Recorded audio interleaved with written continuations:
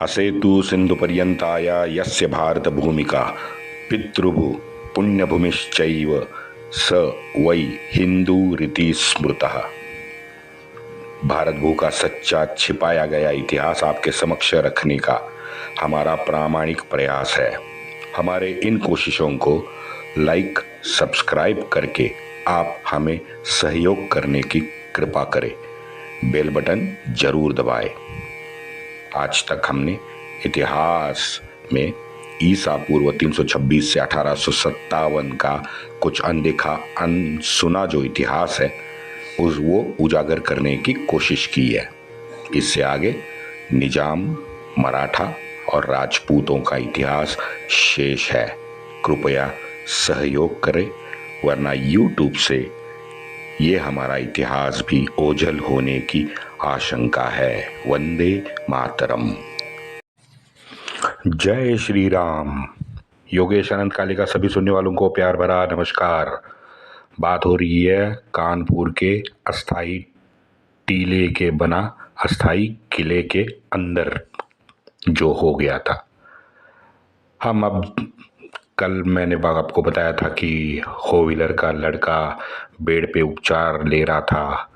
उसकी दो बहनें और माँ भी उसके साथ अंदर थी, लेकिन एक तोप का गोला बाहर से आ गया और सभी हॉस्पिटल के जितने भी जख्मी थे उनके चीथड़े उड़ गए।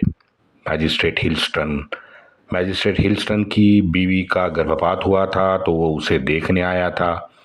वो भी तोप के गोले से मर गया। इस घटना के बाद 2 दिन के बाद उसकी जो विधवा थी वो भी तोप का ही शिकार हुई। तो आप समझ सकते हो कि अंदर कितना भयंकर मंजर हुआ होगा। मित्रों, होविलर ने बनाए इस अस्थाई किले में और एक चीज अंदर हो गई।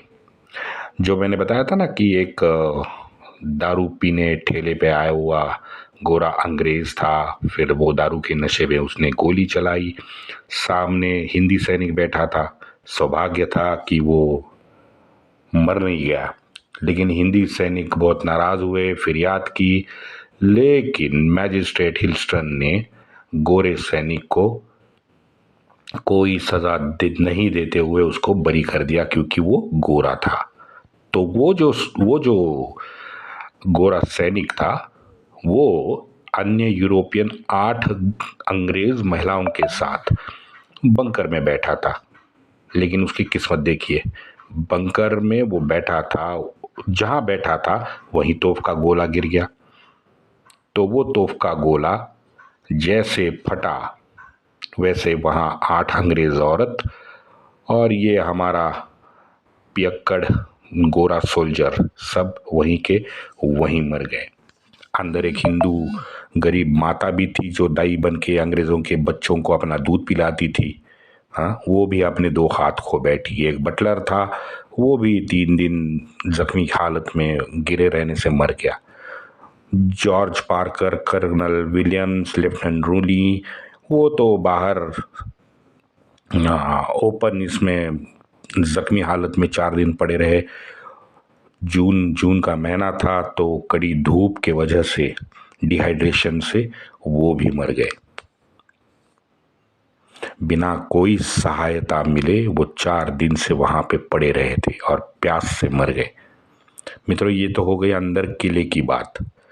ये किले की बात अंदर इसलिए हुई कि किले के बाहर जनरल टीका सिंह के नेतृत्व में 8 तोहफे लगातार बिना रुके आग बरस रही थी। अंदर एशे, मूर और थॉमस, इन तीनों ने वीरता, ढाढ़स का अप्रतिम परिचय दिया। वो इस युद्ध में अजरामर हो गए हैं, ये सावरकर जी का कहना है। वैसे अंदर होविलर हर तरह से प्रयत्न तो कर ही रहा था, तो उसने वहाँ उस युद्ध में कबूतरों का भी उपयोग किया।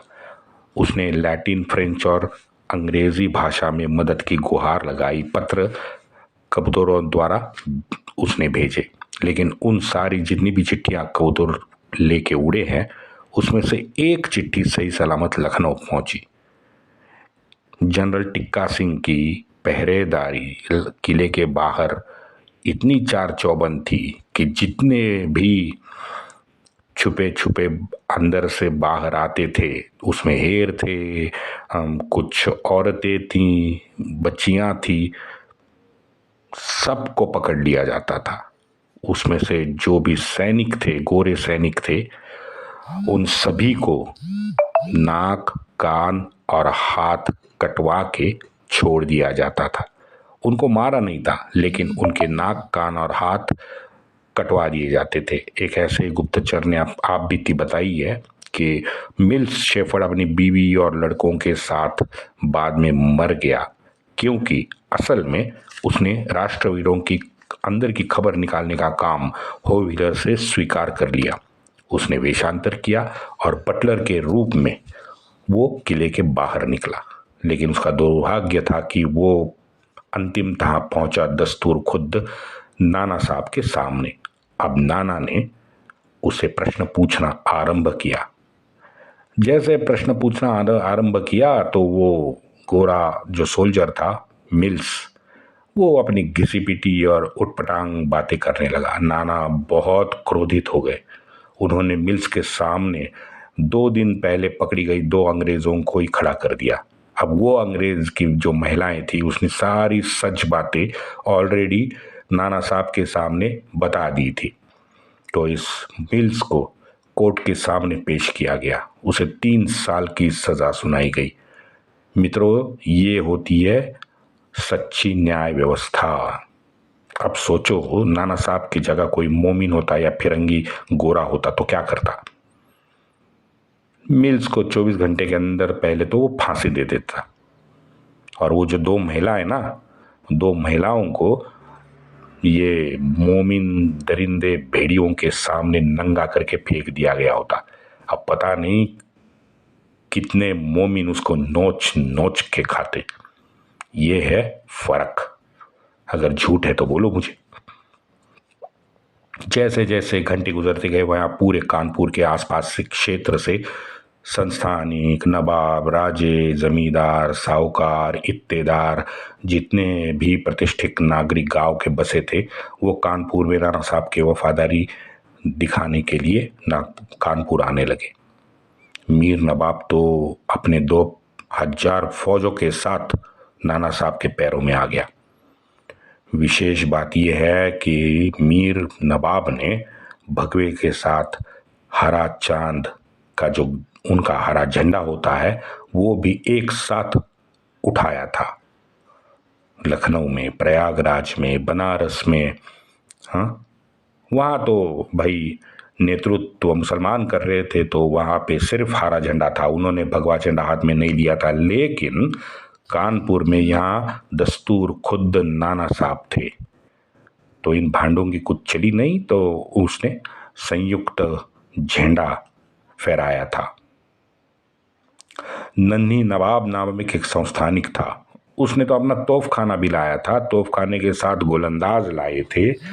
ये सभी वयस्क गोलंदाज थे, तो अनुभवी भी थे। और इसमें से बताया जाता है कि एक ने कुछ रासायनिक ऐसे मिश्रण तैयार किए थे दारू के गोले में कि जो बहुत कामयाब सिद्ध हुए। अब ये 1857 में पहली बार किसी ने रासायनिक प्रयोग किया, लेकिन हमारा दुर्भाग्य है कि उस जो भी वो गोलंदाज था उसने कुछ लिखा नहीं, उसने अपने आप ये मिश्रण बनाया। ये होता है ज्ञान का ह्रास जिसे कहते हैं ना, वो ये है। लेकिन भाई साहब, ये कानपुर में जो हो गया, बात माननी पड़ेगी कि उस अस्थाई किले के हमले में सारे हिंदू मुसलमान जी तोड़ के मेहनत कर रहे थे। ये तो बात माननी पड़ेगी, जिसमें समाज के सभी स्तर के लोग थे। ये सत्य मुझे स्वीकारना पड़ेगा ही। एक धर्मांतरित ईसाई था, वो लिखता है कि मैं मोमिन बन के एक चढ़ाई पे बैठा, वहां पीछे से मुझे किसी ने टोक के कहा, तुम्हें शर्म नहीं आती? अकेला बिना काम किए बैठा है नालायक। जा उधर तोपखाने में, जा उधर तोपखाने में अपने भाइयों की मदद कर। और शर्म कर, थोड़ी सी लिहाज कर अपनी उम्र का। तो इससे उस दिन हमारे ये आम हिंदुस्तानी जो थे, उनकी मानसिकता इस वाक्य से हमको समझ आती है। समर्पण की भावना तो भाई निश्चित थी, ये तो उसके वाक्य में ही दिखता है। वो ईसाई आगे कहता है कि करीम अली जिसने एक आंख इस युद्ध में अपनी गंवाई है, और जो पेंशनर बुढ़ा था, उसके लड़के ने आज बड़ा पराक्रम दिखाया। उसके लड़के ने ढूंढ ढूंढ के एक सरकारी इमारत को जला के राख कर दिया। महाराज ने उसे नगद 90 रुपए और शाल देके उसका सम्मान किया। वाह। अभी इस युद्ध क्षेत्र में और एक बिजली थी जो कड़क रही थी, उसका नाम था अजीजन बाई। ये महिला वेश्या थी जिसको तवायफ कहा गया सारे इतिहासकारों ने। असल में ये वेश्या थी जो लखनऊ में जन्मी थी। ये तो विकिपीडिया पे लिखा है। ये अजीजन बाई पूरे लश्करी वस्त्रों में अखंड 3 दिन से अपने जख्मी प्यारे राष्ट्रवीरों की मदद कर रही थी युद्ध क्षेत्र में। लिखा है पूरे 3 दिन वो अपने घोड़े पे जो चढ़ी वो उतरी नहीं, बस लगातार जो भी उसके ऊपर जिम्मेदारी दी गई वो उसने निभाई। अब देखिए, शहर की सबसे नामी गिरामी प्रतिष्ठित वेश्या, जिसके पास पैसों की कोई कमी नहीं थी, क्या अंग्रेज, क्या संस्थानिक, क्या जमींदार, सब लाइन पे उसके कोठे पे आते थे। वो अजीजन बाई 3 दिन युद्ध क्षेत्र में पूरी तरह खड़ी होके अपने राष्ट्रवीरों की जो मदद कर रही थी, सचमुच अभिनंदनीय है। पता नहीं इस अजनन बाई की तुलना में हजरत महल को क्यों ज्यादा महत्व दिया जाता है। शायद अशराफी थी, नवाब की बीवी थी इसलिए। नालायक साले। लेकिन हमें तो इस पे ध्यान देने की आज तक जरूरत ही हमने महसूस नहीं की कि नाना साहब का न्याय व्यवस्था भी बहुत उत्तम तरीके से उन्होंने तुरंत बिठा दिया था। उदाहरण के लिए सुनो, वहाँ गंगा किनारे जो भीषण संघर्ष चल रहा था और शहर में शासन व्यवस्था, प्रशासन व्यवस्था सुचारू रूप से चलने के लिए नाना साहब ने कानपुर के 50 से ज़्यादा प्रमुख नागरिकों को बुला के वहाँ उनका बहुमत लिया है। बहुमत से हुलास सिंह को उन्होंने मैजिस्ट्रेट बनाया। अब देखो, मुझे वो तो कांड वहाँ पे गंगा किनारे चल ही रहा था, लेकिन यहाँ वो जुड़ गए थे शासन व्यवस्था सुधारने के लिए। ये होता है राजा। नाना साहब ने सब कुछ ना बदलते हुए एक नई शासन व्यवस्था का अंगीकार किया। हुलास सिंह ने बेशिस्त सैनिक, डकैत, चोर, कानून को न मानने वाले को के ऊपर सख्त कानून वहां पे जाहिर किए थे। ये सब लिखा हुआ है। हुलास सिंह ने न्यायालय का भी नए तरह से गठन किया, जिसमें ब्रिगेडियर ज्वाला प्रसाद और अजीमुल्ला खान जैसे मूर्धन्य साथीदारों को वो न्यायालय मंडल में नियुक्त किया। मुख्य न्यायाधीश नाना साहब के छोटे भाई बाला साहब को बना दिया। सावरकर जी ने ये बाला साहब ने सुनाए गए जो निर्णय थे उन कागजों को खंगाला है, और उन्होंने बताया कि उनके द्वारा न्याय किए गए कुछ कागजात मुझे मिले हैं। सावरकर जी आगे लिखते हैं कि कागजात को देख के ये पता चलता है कि न्याय व्यवस्था वास्तव में बाला साहब ने न्यायप्रिय बनाई थी, जहां गो हत्या करने वाले मोमिन को फांसी तथा शांतता भंग करने वाले को, हिंदू को भी सख्त सजा सुनाई दी थी। 12 जून को गंगा किनारे ये भीषण युद्ध लड़ा गया। दोनों पक्षों की सारी मदार तोफखाने पे बनी रही।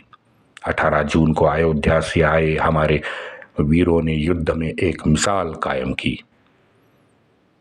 अयोध्या के हमारे वीरों ने तोफ के गोलों को अनदेखा करके वो अस्थाई किले की तटबंदी पूरी की पूरी उसकी चढ़ाई जो थी वो पार की। ऊपर आए तो उन्होंने देखा कि एक तोफ के साथ एक यूरोपियन गोलंदाज वहां पे खड़ा है। गोलंदाज उनको देख के तोफ का गोला वहीं छोड़ के अंदर भाग गया। यहां तटबंदी पर जो तोफ थी तो हमारे वीरों ने उस तोफ का मुंह जो था वो उल्टी दिशा में अंदर की दिशा में करके वहां पे गोला फेंकना शुरू कर दिया। तो ये कुछ बात तो ये पूर्णतः सच नहीं लगती कि वहां युद्ध में सिर्फ तोपखाने ने काम किया है। अच्छा, एक दिन वहां पे आमने सामने युद्ध में कैप्टन जेनकिंस वहां पे भाग के आ रहा था। अब ये हमारे अयोध्या के वीर जो अंदर घुसे थे, तो जैसे जेनकिंस को एक वीर ने देखा, क्योंकि वो जमीन पे जख्मी अवस्था में लेटा हुआ था। अब जैसे उसको देखा, उसने मरने का नाटक कर लिया। जैसे जेनकिंस नजदीक आया तो जेनकिंस के ऊपर ये जख्मी हमारा सैनिक चढ़ गया और उसके कान के नीचे बंदूक लगा के उसको गोली मार दी, मर गया। 9 दिन यह युद्ध रुक रुक के चल रहा था। तारीख आई 23 जून, एग्जैक्ट 100 साल पहले प्लासी में गोरे ने हमारे भूमि पे यहीं अपना पांव गाड़ा था। कर्नल, ये लॉर्ड क्लाइव से लेके माउंट बैटन तक सभी गवर्नर जनरलों ने बाद में जो उत्पात मचाया है, सुनते हैं आगे कभी। वंदे मातरम।